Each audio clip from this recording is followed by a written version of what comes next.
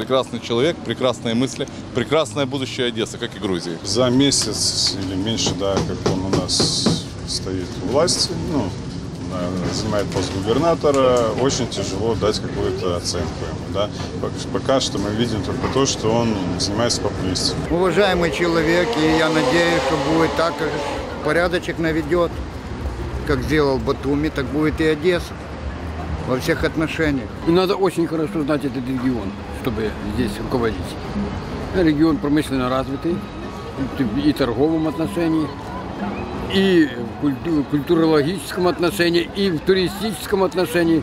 Поэтому я не думаю, что Саакашвили хорошо знает этот регион. Исходя из его опыта, того, что он сделал в Грузии, может, что-то сделает у нас. Но судя по нашим политикам и всем чиновникам, я не уверен, что у него что-то получится. Вы вообще знаете, кто это? Нет. Не слышали о Михаиле Саакашвили никогда? Нет.